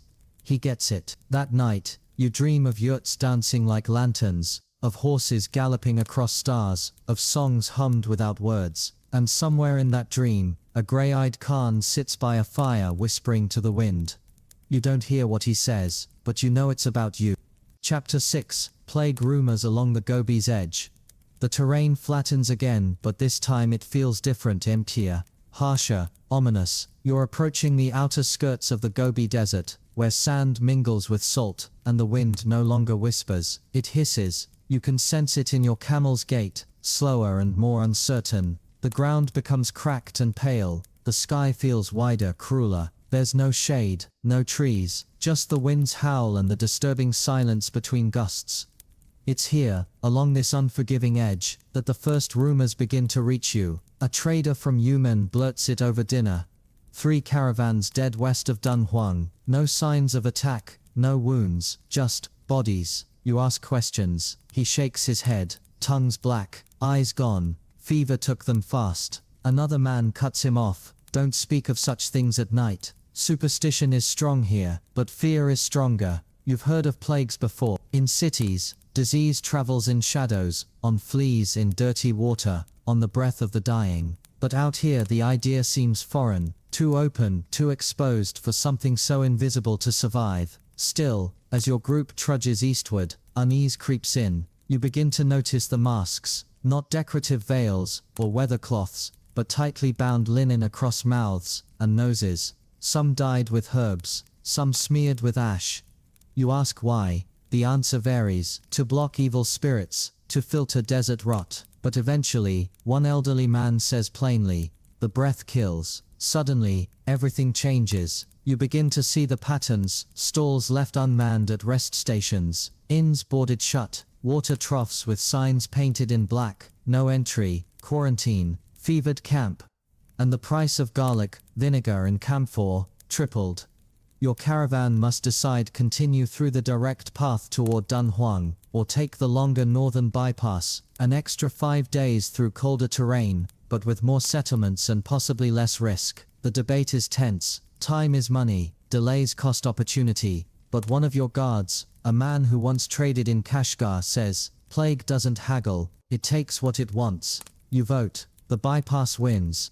The detour leads you into smaller villages nestled at the base of rock formations, protected from the harsher wind. The people here are cautious, but not hostile. They've heard of the fever but haven't seen it yet. Still, they keep distance. Conversations happen at arm's length. Trades are done with tongs and sticks. No one shakes hands. No one shares caps. One innkeeper allows you to stay on one condition: burn your used bedding when you leave. You agree. You can always buy more wool. Not your life. In the next town, you find a Buddhist monk tending a makeshift infirmary. You offer coin. He refuses. Instead, he asks for cloves and a copper bowl, claiming the fumes purify air when burned. You give them. In return, he lets you watch as he brews a black tonic for the sick. Dried berries, bark, ground roots. You write down the mixture, though you doubt its power. Still, belief is a kind of medicine too. You begin to realize that plague reshapes commerce. Traders no longer price goods by weight or quality, but by proximity to risk. One merchant offers you a deal on tea bricks, half price. Why? From the southern route, he says, tapping his nose. Too close. You decline. Cheap death is still death. But not all are cautious. In a small market near Hami, a group of younger traders boast about their recent run through the restricted zone. We passed through Dunhuang itself, they brag. Fever's just a story to keep prices high. One of them coughs. Everyone goes silent. The next morning, their caravan is gone. either chased out or vanished by choice. No one follows, no one speaks of them again. The days grow colder as your bypass route winds through higher ground. You see more crows, which the locals claim are omens of death. Superstition becomes routine, ash smeared on brows, silver coins pressed to the tongue, knots tied in sleeves to trap disease. Even you adopt some out of logic, or fear, or both. You begin documenting each town's response to the spreading sickness. Some have prayer flags soaked in vinegar, others burn juniper or pine resin to cleanse the air. In one place, a healer insists on leeching fever from the back of the neck. You don't participate, but you watch. It's part of the landscape now, part of the market. And then the worst sign of all, a merchant convoy turned back, not by bandits or terrain, but by local militias. A line of armed men bars the path ahead. No entry, they say. No strangers, no goods. A few try to argue. One draws a blade. He is buried within the hour. You're told of an abandoned fortress 2 days ahead, once used as a trade relay. It's rumored to still have clean wells. You decide to go there hoping for rest. The structure is crumbling, scorched in places but habitable. Inside you find old graffiti in 3 languages, warnings, curses, prayers. One phrase in Arabic stands out: the sand buries both truth and disease. That night, a man in your group falls ill. Fever, chills, blackness around the nails. Panic spreads faster than reason. He's isolated, his bedding burned. You boil water, burn herbs, recite prayers. For 3 days he fights. On the 4th, the fever breaks. He survives. Maybe it wasn't plague, maybe it was. No one says the word, but from that point forward, you're watched more closely at every stop. You realize that plague isn't just a disease, it's a force that warps everything around it. It changes how people move, speak, trust, buy, sell. It disrupts not just bodies but entire economies. The road becomes not a trade route, but a tightrope stretched between fear and necessity. As you approach the edge of the desert's northern flank, the wind softens. You see more signs of life: herders, pilgrims, prayer wheels turning slowly in the breeze. But something in you has changed. You trade more cautiously, speak less, avoid crowds. You no longer shake hands, even with friends. And in your ledger, next to the list of cities and goods, you begin a new column: rumors. You realize these are now as valuable as any item in your pack. The road ahead is long, but now, you're not just trading for wealth, you're trading for survival. The wind never fully dies along the Gobi's edge, it just changes tone, and you learn to read it like a messenger. A slow, dry whistle means calm, a sudden upward gust means shifting sand, but the most dangerous is a stillness broken only by distant coughing, because silence here doesn't mean peace. It often means fear has taken hold. Your caravan moves now with greater discipline. There are no longer casual detours into villages, no shared campfires with strangers. You enforce a new rule: no trade without contact protocol. Cloth-wrapped goods, boiled coins, face coverings during exchange. Some laugh behind your back, calling you paranoid. Others mimic your steps exactly. In the town of Tuoli, your caution is rewarded. The market is empty, stalls are set up, but the traders stay inside. Goods are hung on racks, prices painted on signs. Buyers leave coin in bowls, retrieve items with sticks. You follow the custom. A young boy gestures you toward a stall selling preserved jujube fruit. His eyes are lined with ash. His speech is muffled by linen. He won't come within 10 feet. You nod and leave silver. He bows once. It's the first respectful gesture you've seen in days. Plague isn't just killing people, it's killing culture. Laughter is rare. Music has stopped. Mosques and monasteries remain open, but with smaller congregations. Entire towns look like they're holding their breath, waiting to see if they'll be spared or swallowed. Yet even amid the dread, commerce limps forward. Always. Scarcity drives urgency. Traders sell remedies of every kind, genuine or not. You see dried bat hearts, jars of ground turtle shell, cloth strips dipped in mercury. One caravan touts imperial elixirs, sealed in porcelain vials, claiming they're blessed by a monk from Lhasa. You ask for ingredients, they refuse to answer. You pass a group of Mongol warriors camped along a ridge. Their leader, a hawk-eyed man named Tegus, speaks briefly with you. He's escorting a northern noble to Karakoram, and warns that some oases have been poisoned, not by nature, but by fear. Locals desperate to block travelers, have salted wells or dumped carcasses in the water. It's not plague that kills, he says, it's panic.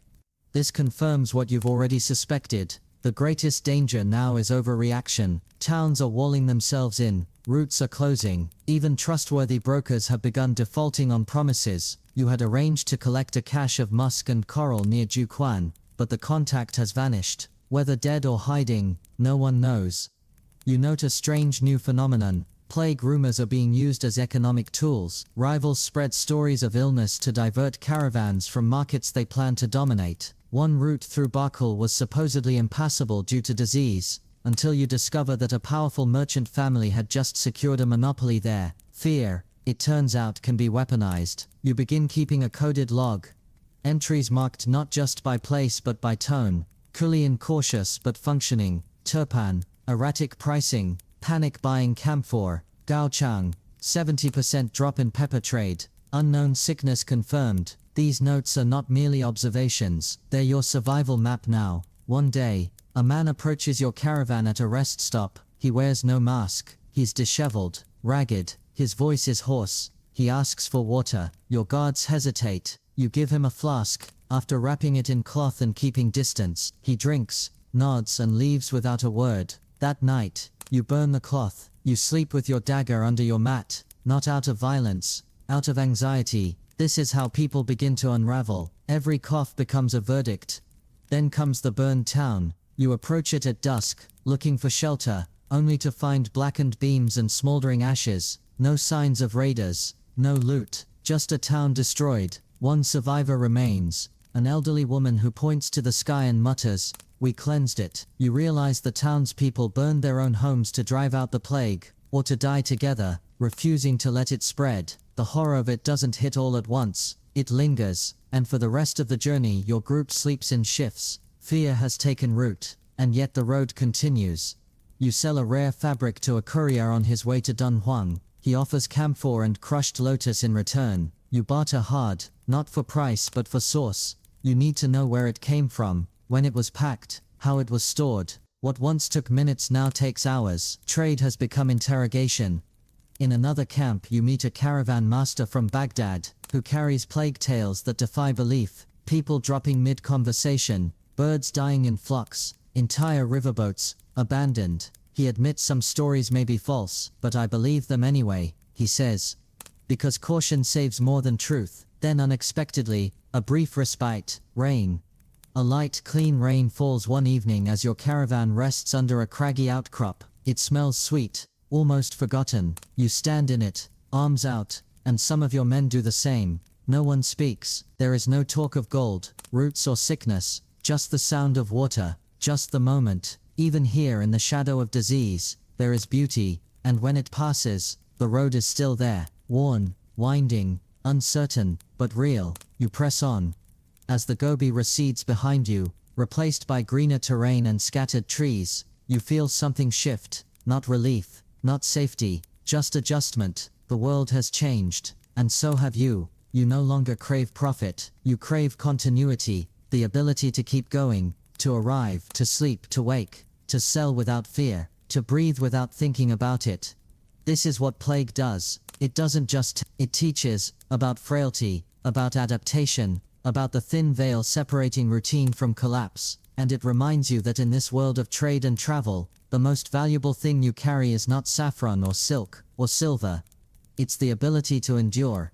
Chapter 7. Betrayed beneath the Mongol banner. By the time you cross into Mongol-held territory, the land has shifted again. Less fear, more structure. The wilderness hasn't gone, but it's been mapped, patrolled, measured, taxed. The roads are smoother here, or at least more defined. Waypoints are marked with tamarisk poles, and the sky feels less hostile. Traders murmur of a feisty ahead. Of the Yam system, the famed Mongol relay stations stocked with food, horses, and shelter. Every 25 miles or so. It seems almost civilized, almost too easy. For weeks now, you've been navigating fear, sand, sickness, sabotage, and here comes the Empire with its riders in fox fur coats, its carved tablets of passage, and its curiously efficient bureaucracy. You find it hard to relax. Comfort here feels like bait. You reach your first yam station near the Ordos Loop, and it's as strange as the stories say. Not a marketplace, not an inn, but something between. A crossroads shelter maintained by imperial decree. Guards greet you without smiles but without suspicion either. You offer no bribes. None are expected. You register your name, your caravan's size, your direction of travel. You're issued a stamped chit. You're expected to move on the next morning. The beds are straw but clean. The meat is salted but safe. There's even warm tea. Your men begin to talk freely again. Jokes return. Tension eases. You begin to think the worst may be behind you. And then you meet Arai, a trader in a gold-threaded coat who claims to be on his way to the Khan's winter court. He shares your meal, praises your camels, and compliments the saffron pouch hanging from your belt. Beautiful, he says, running the strings through his fingers. I could find buyers for that in Karakoram. Triple the price. He's friendly, confident, and speaks 4 languages. Too confident perhaps, but you've been on the road long enough to know that information, real information, is worth more than distrust. You chat with him, carefully. He shares tips on recent toll changes, claims a Byzantine envoy passed through 2 weeks ago, carrying lapis and olive oil. You note it down. Arai rides with you the next 2 days. He earns your men's trust easily, even helps patch a broken axle with surprising skill. He claims he once worked with Mongol postal couriers. They don't carry just messages, he winks. Sometimes we trade futures. You try to keep him at arm's length, but he's too useful. He speaks Mongol fluently, bargains well, and his knowledge of local customs keeps your caravan out of trouble. And then just as you enter a narrow valley lined with dry pine and black stone cliffs, he disappears, along with 2 of your guards, and 5 camels. Gone. No trace, no sound, just vanished. You search, call, wait until dark, but you know. The next morning, a Mongol patrol rides into your camp. They're polite, but firm. We found stolen goods, their captain says, marked with your seal. Your world tilts. They show you a crate of silk bearing your sigil, but it's not yours. Not exactly. It's counterfeit. A close match, but the wrong thread count. A forgery. You try to explain. They nod, but remain unconvinced. The silk, after all, was found among a known smuggler's belongings. A man named Araya. You insist you were robbed, not allied. They listen. Then they ask for your travel tablets. You present them. They scan the edges, check the wax seal. It is valid, the officer admits. But his tone is colder now. Still, be careful. Not all merchants are as lucky. We've executed smugglers this month. The Khan values honesty more than gold. You nod. You bow. You agree to pay a fine, 1 saddlebag of spices, and a silver armband. It stings, but you know better than to protest. The patrol leaves without further accusation, but the stain lingers. That night your camp is silent. No songs, no stories. Your men look to you for reassurance. You offer none. Arai is gone. The guards who vanished with him may have been traitors, or victims. You'll never know. And this is the lesson. Trust is the easiest thing to fake on the Silk Road. The Mongol Empire prides itself on order, but that doesn't mean safety. Thieves wear uniforms. Smugglers speak poetry. Betrayal doesn't knock it. Walks beside you, shares your bread, compliments your wares, then it slips your coin purse and vanishes before dawn. And worse, justice here is swift, but not always precise. Mongol patrols don't ask many questions. If a crime happens near you, you may be judged complicit by proximity. Your name can be recorded in a scroll far from your homeland, marked for scrutiny, suspicion, surveillance. One mistake, and the entire eastern trade corridor could become a gate you're never allowed through again. You update your ledgers with new codes, 1 for friendly, 1 for suspect, 1 for confirmed hazard. You cross out Arai's name and replace it with a blank square. Your caravan shrinks. Your circle tightens. From now on, every conversation is recorded. Every deal gets a mark in ink. You no longer travel with hope. You travel with evidence. And yet the road continues. You reach another yam station, more fortified this time. The guards recognize your documents. One of them mentions the recent counterfeit case. They caught the man, he says. His tongue was cut out, standard penalty for false seals. You nod, heart cold. Inside, a traveling scholar reads aloud from a Mongol edict proclaiming new protection laws for foreign merchants. Anyone bearing the proper paisa, he intones, shall not be hindered, taxed, or assaulted under threat of death. You smile, because on paper the empire is perfect, but on the road it's just as treacherous as the desert.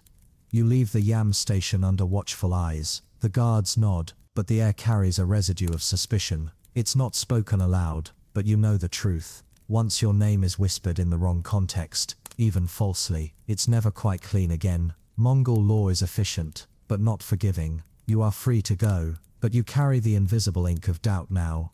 Your caravan travels quieter. The jokes that once eased the road have dried up. Your men look at every rider with caution, every stranger with tension. No one admits it, but all of you are thinking the same thing. What if Arai wasn't the only one? You alter your route slightly, steering away from known trouble spots, avoiding busy stations where information may have spread. You pass a trader's corpse half buried in sand, one arm reaching outward, stripped of belongings. Nothing strange by Silk Road standards. Death is common here, but something about the looseness of the soil near his face suggests he wasn't buried. He was discarded. You begin to understand how the Mongol system functions on two parallel levels. One is official, clean, orderly, imperial. A courier shows his travel tablet and passes without inspection. A merchant shows proper seals and is waved through.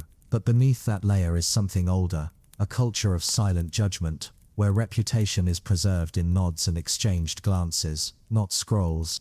You realize that being tolerated is not the same as being welcomed. Your paisa, an engraved metal plaque, issued by Mongol authority, means nothing if the local station master believes you bring trouble. So you adapt. You ride in the middle of your caravan now, not at the front. You delegate negotiations to your most polite handler. You dress modestly, avoiding displays of wealth. You blend. This is how the clever survive empires, by becoming forgettable when needed. 2 days later you arrive in Namjun, a windswept checkpoint town, nestled near an old hunting ground. The village is surrounded by a sprawl of yurts, mostly traders and seasonal herders. You're greeted by a Mongol officer who checks your scrolls and asks few questions, but he stares at your camels longer than usual. You wonder if word of the forged seal incident traveled here. At the market, you hear whispers of a trade embargo being considered by a local Khan due to unrest among eastern caravan lines. Smugglers have poisoned several deals. Foreigners once courted are now scrutinized. Trust is bleeding out of the system. You see it in the merchant prices. Everything has a surcharge for security. A bag of ginger that once cost 4 silver coins now costs 6, and comes with a receipt and a guard's signature. You purchase a batch of dried apricots and gunpowder bricks from a Turkic supplier who insists on witnessing your coin exchange personally. Too many ghosts on the road, he mutters. Some of them alive. You nod. You know what he means. That night, a rider arrives in camp, young, dust-covered, agitated. He brings a message from the next station. A merchant, matching your description, is wanted for questioning in connection with a counterfeit jade sale. You freeze. Another false trail, another slander. But it's close enough to your profile that it's dangerous.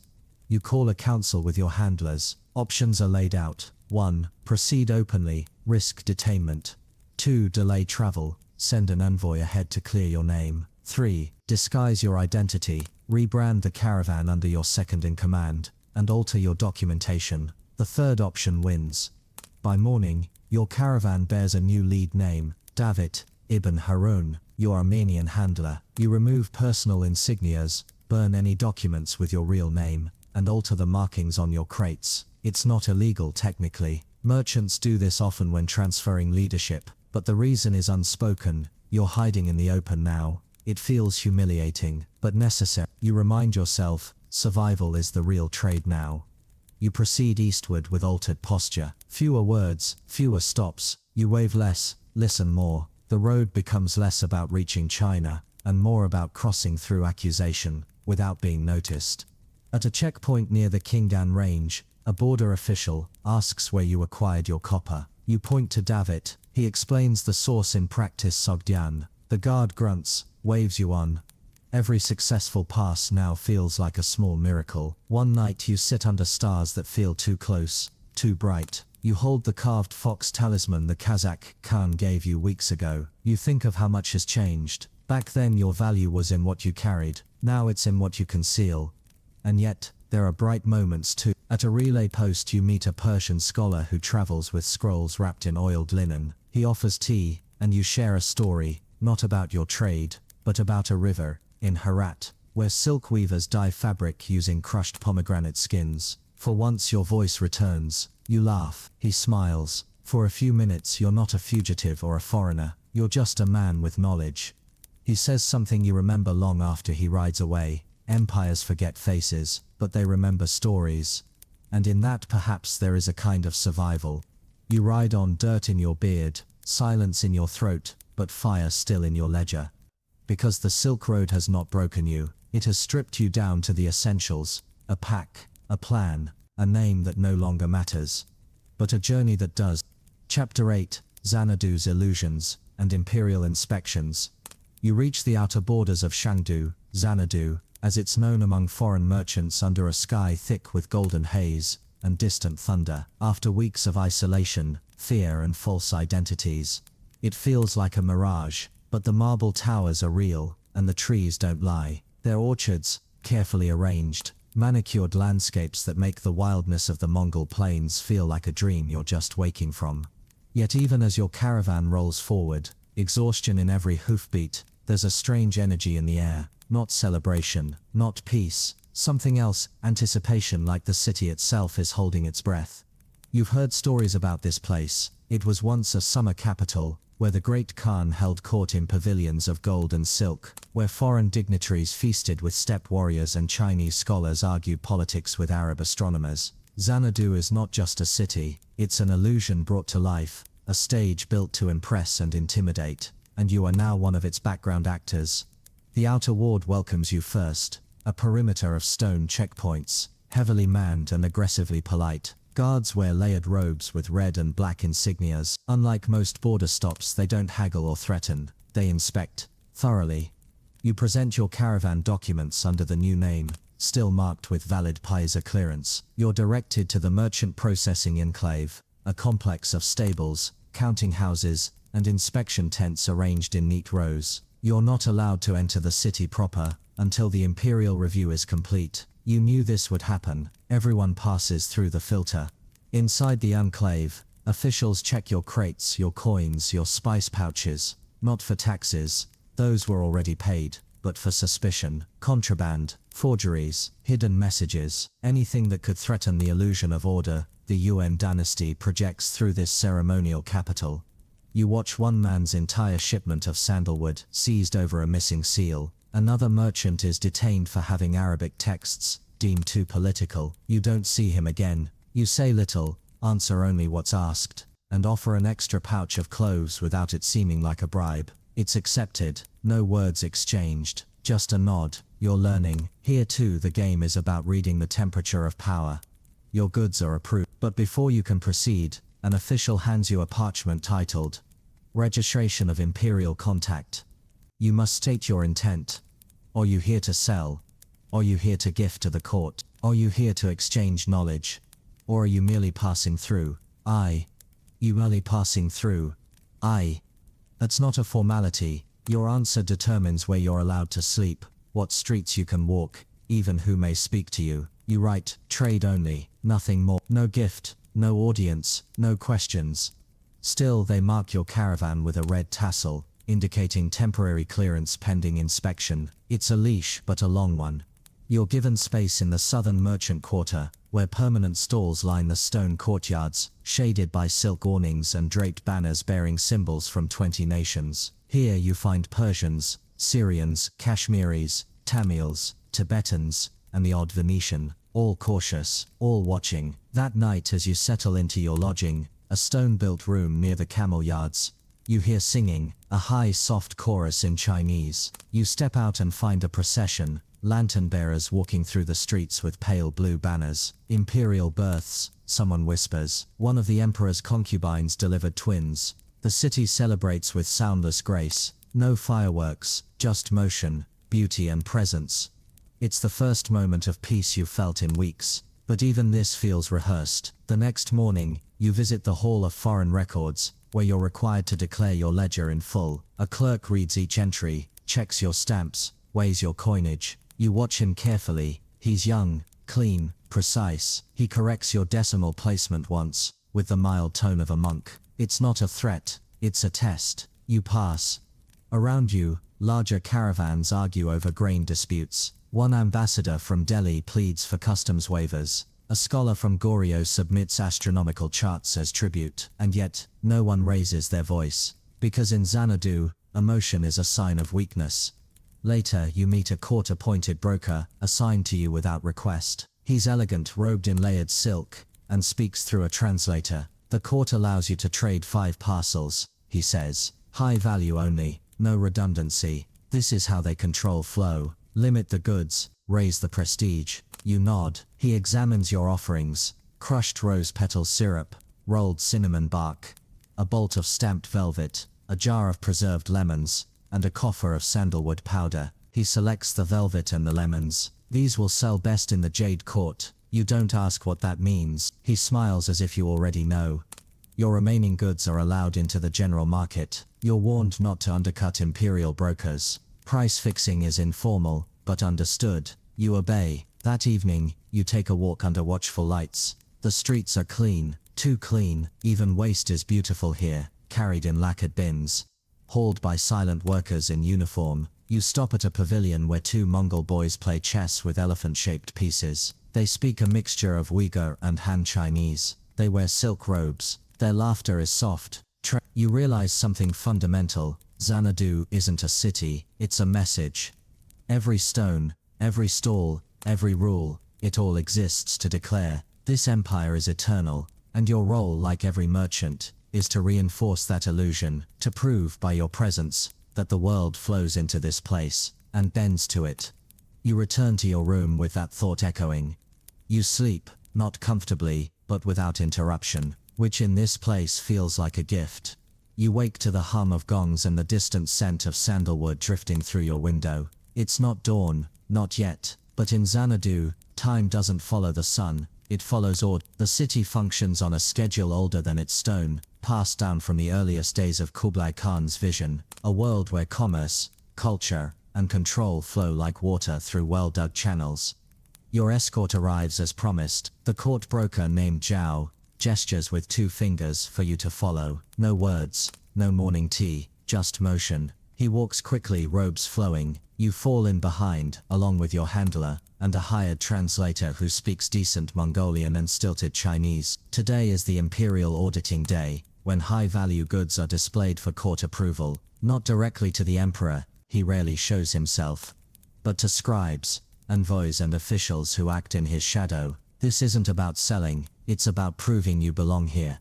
You're guided through a side gate into the blue pavilion, a walled courtyard shaded by mulberry trees and guarded by silent soldiers, with falcon insignias on their belts. Around you, traders from 5 continents lay out offerings on silk runners. There's a Kashmiri merchant presenting jade bangles, a Syrian with damask bolts in imperial red, a woman from Gujarat holding a scroll of miniature paintings. You present your velvet cloth dyed using rare beetroot ink from the Caucasus, and your preserved lemons, packed in honey and brine. Zhao inspects them both, nods, and writes a few lines in a book of indigo paper. Acceptable, he says. You breathe easier, but don't smile. Emotions are currency, and too much devalues your composure. A senior official approaches your stall flanked by 2 scholars and a eunuch in black. He speaks to Zhao, not you. Zhao replies in elegant, clipped Mandarin. You hear your homeland mentioned, then the phrase foreign standard, compliant. The official nods and moves on. That's it. No ceremony, no thanks. But you're still standing. That in Xanadu is as good as praise. Your goods are tagged with golden seals and removed. You won't see them again. Payment, you're told, will arrive within 3 days. Through ledger transfer, not coin. You will receive it at the Foreign Market Office. A clerk will handle the exchange, backed by the Bureau of External Commerce. You've just sold 2 items, but it feels like you've signed a treaty. You return to the Southern Market District. It feels different now. You're not anonymous. The red tassel tied to your belt has been replaced with a striped one, signaling successful imperial contact. Brokers glance your way with more interest. Some nod. One slips a folded note into your hand, an invitation to a private auction, held in the Scholars' Quarter 2 nights from now. You say nothing, but keep the note. In a city like this, every silence is a negotiation. Later you sit in the shadow of a lacquered pagoda, sipping hot rice water and watching performers rehearse an opera. Their faces are painted, their voices like wind chimes and thunder. The plot, you're told, is about a warlord who fakes his own death to regain honor. You wonder, absently, how many traders here are doing the same, wearing names that aren't theirs, identities stitched together from survival and necessity. That night your translator informs you that your caravan is to be re-inspected, not for wrongdoing, but quality verification. You nod. Routine. But when the official arrives the next day, flanked by 2 guards, he demands more than inspection. He asks for your journals, ledgers, logs, inventory. You hesitate. You've kept your real records coded, the decoy ones sanitized. Still, any inconsistency could raise alarms. He reads for 10 minutes in silence, then he asks, "Why is the saffron quantity different from your import slip?" Your heart tightens. The missing pouch sold privately to a broker without being declared. A minor oversight, but in a city that breathes bureaucracy, even a missing gram can become a question of integrity. You explain, calmly. You claim the pouch was damaged in transit, discarded before arrival. He looks at you for a long time, then nods once. No expression, just a seal pressed into your ledger's margin. Audited. Cleared. You exhale through your nose, just enough to remain upright. This is the weight of Xanadu, not its stone walls, or its foreign voices, or its rules, but the constant quiet pressure of being measured without knowing when or how. The city does not accuse, it documents, and once documented, the page never forgets. Still, trade continues. That evening, you visit the private auction mentioned in the note. It's held in a courtyard behind a calligraphy school. 7 participants. No shouting. Bidding is done with hand signals. Items include a bottle of ancient Persian ink, a scroll of Tang poetry, and a tiny lapis elephant carved by a blind monk. You purchase none of it, but your presence is noted. The auction master nods to you at the end. Later, a clerk arrives at your stall, offering to buy the rest of your velvet in bulk. You agree at double the market price. Before leaving the market that night, you pass an old man carving words into a stone block with a stylus made from bone. You pause. The text is a proverb. In Xanadu, truth is what the ink says it is. You toss him a coin. He doesn't look up. Back at your quarters, you write a letter to a merchant contact in Kashgar. You won't send it, not yet. You just want the words out. You describe the city, its silence, its shadows, its beauty. You write that you now understand why some traders disappear into this place. They don't get lost. They become absorbed, translated, like a foreign word made to fit a local tongue. You finish the note, seal it, and hide it in your pack. Tomorrow, you'll ride north, past the Yellow River, toward the next gate. You leave with less cargo but more than you arrived with. Because in Xanadu the true exchange is not in goods, it's in how the empire changes the trader. Chapter 9. The River That Eats Men. Crossing the Yangtze. You leave the jewel box of Xanadu behind and descend into the southern arteries of the empire, where the road turns soft and the air thickens. It is no longer the dry, biting breath of the Gobi or the steppes' crisp chill. Here the wind carries moisture, rot, rice husk, and river fog. Your boots sink deeper with every step. The climate changes the sound of your caravan. Leather straps slap wetly, wooden wheels groan. Animals grunt as their hooves slip in the clay. This is the land of the Yangtze, the fabled waterway the Chinese call Changjiang, the Long River. It is not merely a geographical challenge, it is a moving empire of its own. Towns float on it, bandits sail it, fortunes drown in it. The further south you go, the more merchants speak of the river, not as a crossing but as a trial. By the time you reach the port city of Zhanjiang, the river is already whispering your name. It isn't wide like the rivers of Persia, nor gentle like the ones near Tabriz. It is vast, brown, boiling with unseen currents. Entire trees float by, uprooted from miles upstream. Barges sway near the banks, some with sails patched in 10 places, others gilded with imperial symbols. Trade is active but anxious. You see it in how dockhands rush, how captains argue in clipped voices. Everyone wants to cross, no one wants to be the last. The ferry office is crowded. You present your documentation, imperial clearance, product ledger, caravan manifest. The clerk doesn't look up. He stamps each sheet in red wax, then hands you a small wooden token carved with the symbol for safe passage. You ask what happens if the river floods. He shrugs. You wait, or you disappear. The crossing is scheduled for dawn. You spend the night in a warehouse, converted into an inn, floor mats, cold rice wine, and a straw partition between you and a family of tanners. The smell of the river creeps in even here, wet rope, fish blood, and some damp mildew that doesn't quite leave your nostrils. By morning the mist hangs low and thick as wool. The barge is already waiting, a massive flat-bottomed vessel manned by a dozen men with bamboo poles. Your animals are loaded first, nervous, ears twitching, then the crates, then you and your men, assigned to benches near the prow. A flag with a crimson seal flaps above you. The ferryman says it signals clearance from regional inspectors. You hope so. As the boat pulls away from the bank, the river reveals its scale. You are no longer near land. You are within a liquid world, hemmed in by distant shores veiled in fog. Other barges pass, some carrying porcelain, some lumber, others people. Entire mobile markets float downriver. You see men selling ginger out of crates, children chasing chickens on rafts, even a monk seated cross-legged on a reed boat, chanting to the rising sun. Then the trouble starts. About an hour in, the wind shifts, and the poles become useless. The current tightens like a rope around your vessel. The ferrymen shout, reposition oars, throw lines. Water slaps the side hard. You slide inches closer to a cluster of jagged rocks poking out like teeth from the water. One of your guards clutches the side. "This river eats men," he mutters. "I heard it in Kashgar." You don't respond. You're too busy watching the crew throw a weighted anchor overboard. It catches but barely. The boat lists. You see a crate slide. One of your spice bags bursts open, cinnamon flecks scattering like sawdust. Then from the mist, a shout. Another boat, smaller, approaches too fast. Not a trader, not a ferry. Pirates, maybe, but their sails bear no flags, and the rowers don't pause. The captain curses in Chinese and orders your crew to hold the line. For 10 minutes, nothing happens. The second vessel slows, then turns, then disappears into the mist. A bluff, a test, you'll never know. By noon, the wind breaks. The current calms, the barge rights itself and resumes its pace. But the tension doesn't fade. The Yangtze isn't a river, it's a judge.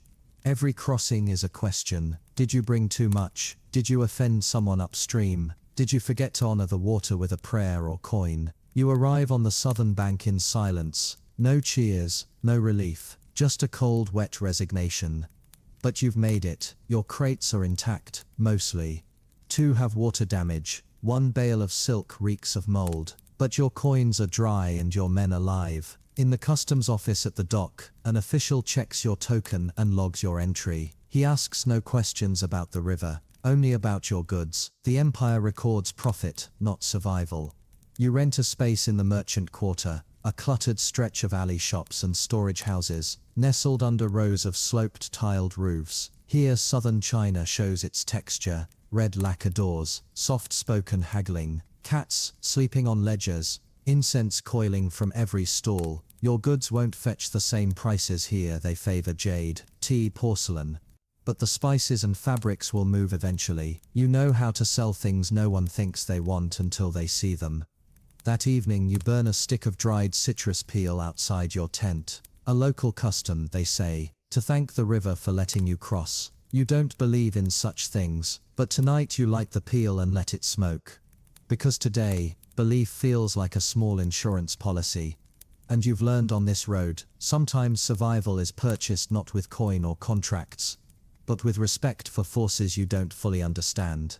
Night in the river cities of the south is deceptive. Lamps glow gently from wooden balconies, casting ripples of amber light across rain-worn stone. The air buzzes not with danger but with trade, hushed deals over jasmine tea, the soft clack of abacuses, children reciting prices from rote. You might think the danger has passed, But in these waterside districts, peril is not shouted. It is whispered, written into contracts with hidden clauses, carried in the quiet glance of a broker who knows something you don't. After surviving the Yangtze's crossing, you feel hardened, but not invincible. Here survival depends less on strength and more on navigation of systems you weren't raised in. Local law, local loyalty, and local language blend into something that doesn't resemble the imperial order you passed through before. The empire is vast, but its grip loosens in the south, where water routes take precedence and boats move faster than magistrates. You store your goods in a shared warehouse, a thatched structure near the East Quay. Inside, the air is thick with cinnamon, wet tea leaves, waxed canvas, and salt. Crates are stacked in haphazard rows, marked with charcoal symbols. Fish for edible goods, mountains for ore, birds for fabrics. You mark yours with a wave symbol borrowed from a local dockhand's suggestion. It means flowing without resistance, he says. A fitting metaphor. You spend your first day exploring the inland merchant routes. These are not dusty roads but floating ones, canals strung together by bamboo docks and narrow skiffs. Boats here serve as shops, homes, and sometimes temples. You see a barge covered in prayer flags, with a monk chanting over clay pots, next to a woman bartering cinnamon sticks for eel skins. It is an economy without edges, fluid and unforgiving to outsiders. You attempt a small trade with a local tea merchant. A woman with no signboard, only a painted lantern. She agrees to exchange 10 catties of black tea for a bolt of your less damaged velvet. You shake on it, but when your handler returns with the bolt, she has already sold the tea. You were too slow, she says flatly. No apology, just business. You learn quickly verbal agreements mean little. Only stamped bamboo slips, signed in wax or with a thumbprint, carry weight. You carve your own sigil that night, 2 vertical lines intersected by a third. It means nothing but looks official. You begin using it the next day. Within a week you're receiving better treatment. It's not legitimacy that earns respect here, it's the appearance of it. The most valuable lesson in these humid, liquid streets is that ownership is flexible. Boats shift hands daily. Inventory disappears and reappears under different names. One evening you notice a crate of cloves on a floating stall, the same one you lost 2 weeks ago near Samarkand. You don't confront the seller, you know better now. You make a note in your ledger. The world moves in circles.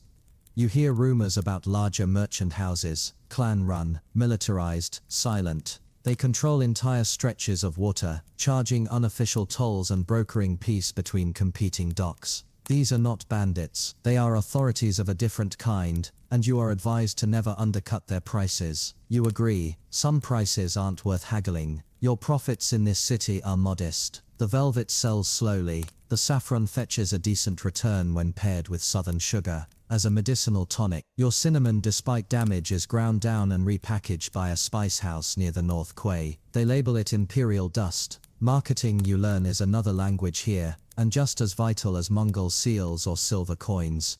The rains come on the 4th day, heavy, sudden, unforgiving. The canals swell and merchants tether their boats with double knots. Your goods remain dry, but one of your handlers slips on the wharf, fracturing a rib. A local apothecary tends to him with powdered pearls and leech water. You pay in cloves. It's accepted. No coin required. At night, over fish broth and boiled roots, an old trader named Liu tells you stories. Of merchants who arrived with nothing and died as governors. Of others who left wealthy and were found floating face down near the estuary. The river gives, he says, but it never forgets what it gave you. It may take it back.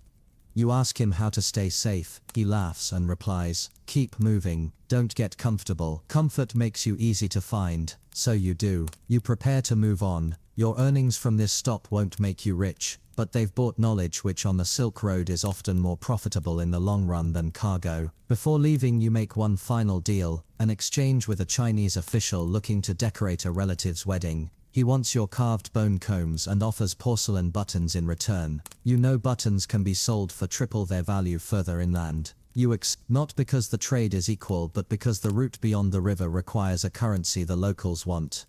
As you load your goods and animals onto a flat-bottomed skiff bound for the next city, you glance back at the port. Lanterns bob gently in the rain. Children splash in puddles. A dog sleeps atop a spice crate. The scene is almost serene.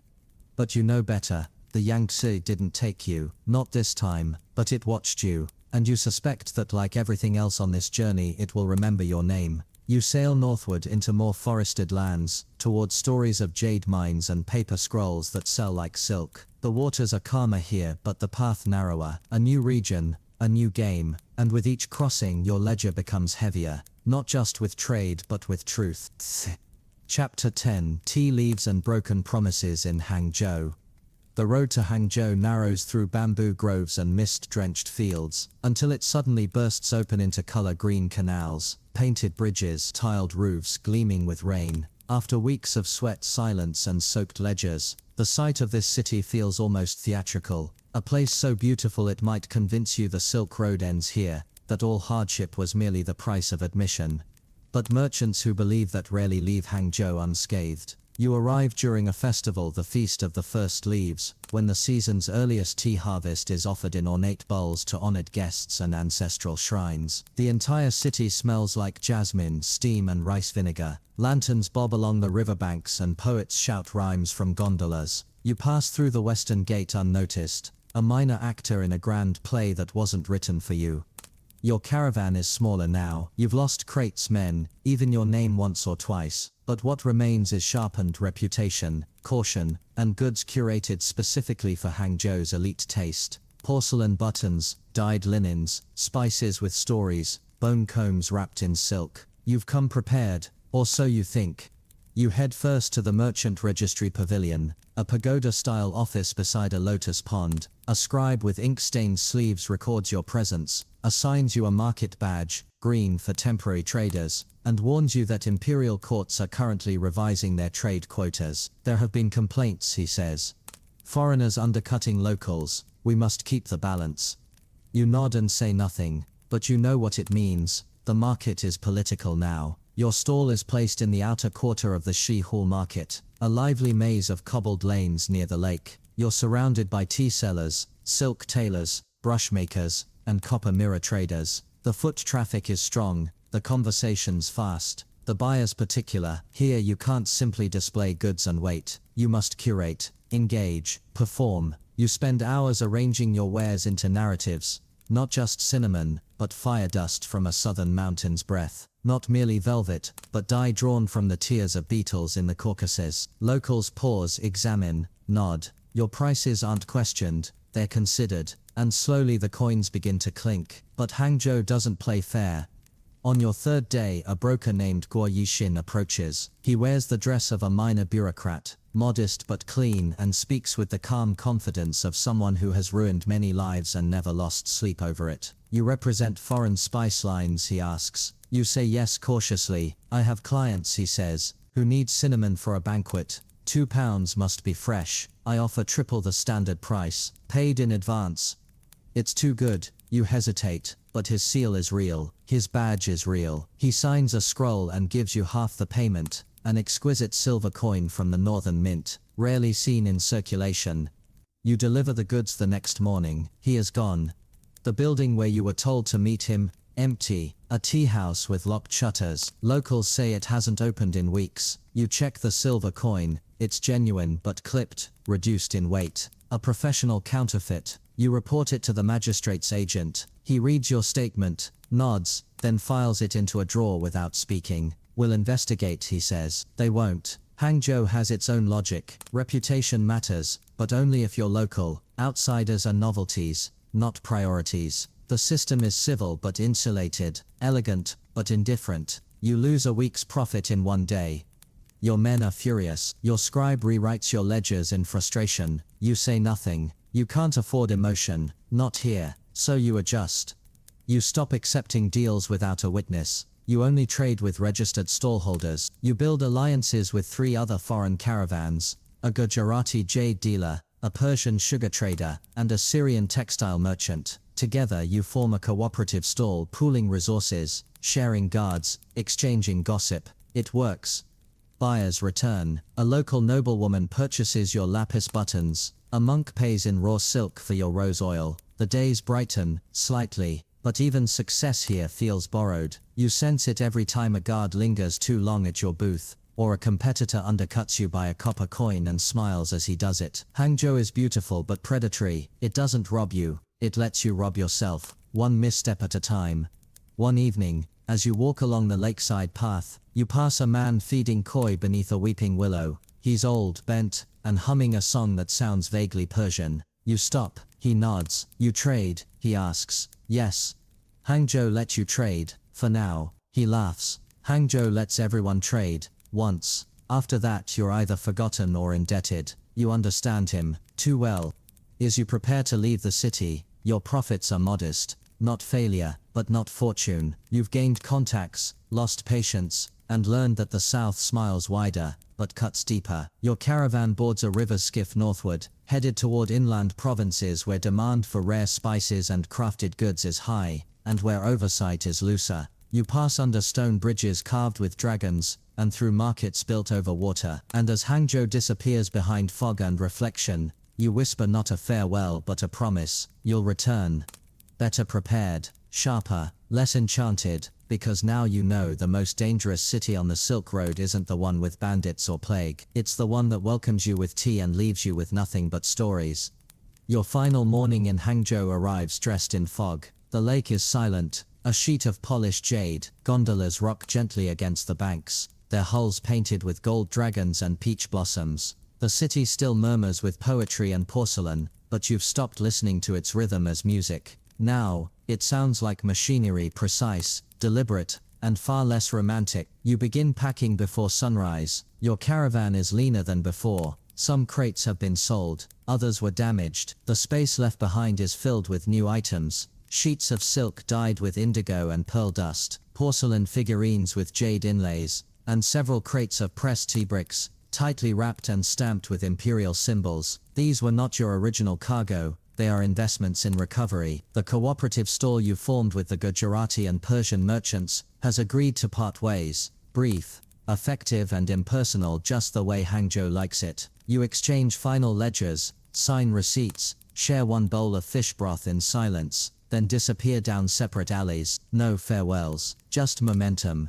Before departure you make one last stop at the Bureau of Commerce, a two-story building built from red lacquered wood and green stone. Inside, the air is perfumed with incense and bureaucracy. You meet with a magistrate's assistant to collect your final clearance. She smiles without warmth, verifies your sales, and stamps your ledger with a departure symbol, a stylized crane in mid-flight. You've been recorded as solvent, quiet, and cooperative. That's the best you can hope for here. As you roll through the northern gate, two guards check your animals and seals. One stops to inspect your crate of lemons, now half-rotted. He doesn't comment, just slides the lid back on and nods. You're waved. The road out of Hangzhou is lined with mulberry trees and old watchtowers. Along the river, water wheels churn slowly, driving grain mills and textile paddles. Children wave at your caravan. Farmers look up from flooded fields. Everything feels so perfectly composed, a painting pretending to be a place, but your mind is on numbers. You review your profits mentally. The Hangzhou ledger tells a story of survival, not success. You lost a shipment, were cheated by a broker, and paid a city that charges more for access than it offers in return. Yet you also gained rare goods, new contacts, and insights into the real economy of appearances. Hangzhou didn't ruin you, it educated you, expensively.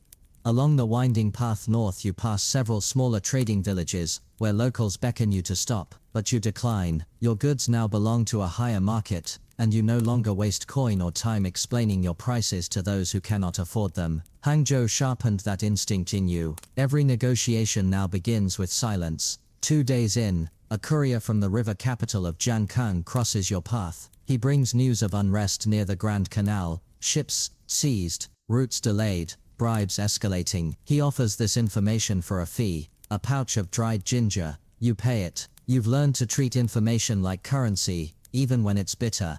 You alter your route slightly, cutting east through hill towns known for artisan lacquerware. In one such village, you trade a carved horn comb for a lacquered scroll case, inlaid with crushed pearl, worth little here, but in Xi'an, that scroll case will triple in value. Your caravan stops at a village shrine, not religious, not really, but because the villagers insist. They light incense, and offer rice cakes to the god of safe roads. You bow out of respect, not belief. A child presses a talisman into your hand, a strip of red silk with a bamboo stitch. Keeps bad deals away, she says. You smile. You keep it. Nights on this part of the road are quieter, fewer travelers, fewer risks, but you sleep restlessly. Hangzhou left something in you, a lingering doubt, a sharpened awareness. You double-check your locks, recount your coin, trust no shadows.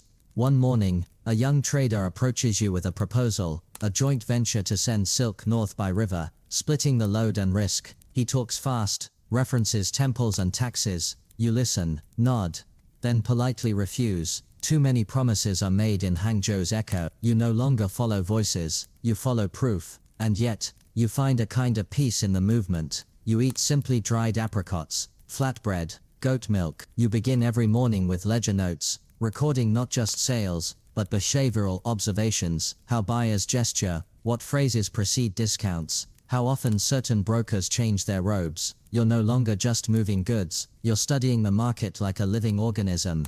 You realize now that Hangzhou isn't unique in its cruelty, it's just honest about it. Every city on the Silk Road has its price and its predator. In some places, the teeth are hidden behind smiles. In others, they shine beneath lantern light. Hangzhou simply cuts faster. Your next destination is the inland city of Luoyang, a place said to favor intellectual trade, scrolls, ink, manuscripts, medicinal ingredients. You plan to liquidate your remaining luxuries and invest in paper, herbs, and rare dyes. Information is the next frontier. As your caravan crests a hill, and the lake-fed plains of Zhejiang vanish behind you, you take out your ledger and draw a small symbol next to Hangzhou's name, a coin with a crack through it. Not as punishment, as a reminder that even the most beautiful cities cost more than they promise. And so our merchant leaves behind the shimmer of Hangzhou's lanterns, and steps into the next unknown. His journey, once guided by weighty cargo and hopeful eyes, now hums with quieter motivations, the wisdom of caution, the currency of memory, the wealth of lessons written not in gold but in scars and ink. From the stone roads of Samarkand to the humid canals of southern China, the Silk Road has tested him, taught him, and at times nearly devoured him. But what endures isn't just profit or prestige, it's perspective, the knowledge that survival on this road requires more than muscle or money. It demands adaptability, silence, sharp observation, and the ability to listen to a culture without needing to conquer it. He has seen how a handshake means nothing in Hangzhou without the right seal, how memory is traded like silk among the steppe clans, how a fake coin can cost more than a stolen shipment, and he has learned, sometimes painfully, that not all markets sell tangible goods. Some trade in trust, some in illusions, some in the parts of you didn't know were for sale. The road ahead will not ease. In Luoyang, the language of trade is knowledge. In Xi'an, it's bureaucracy. Beyond that, mountain passes and lawless outposts await. And after every crossing, every bargain, every betrayal, he will be weighed again, not by coin or tally, but by how much of himself he still carries forward. But he's not alone. Along the way, others will travel too. Spice brokers from Damascus, jade cutters from Kashmir, scholars with ink-stained sleeves, and smugglers who pray to no gods. They will walk together briefly, part ways without ceremony, and mark each other only in ledgers, stories and passing glances. And what about you? If you stood where he stands, would you make it through the flood of the Yangtze? Could you read the face of a Hangzhou broker before the trap sprung? Would you dare to trade memories with a Mongol Khan or place your trust in a carved fox?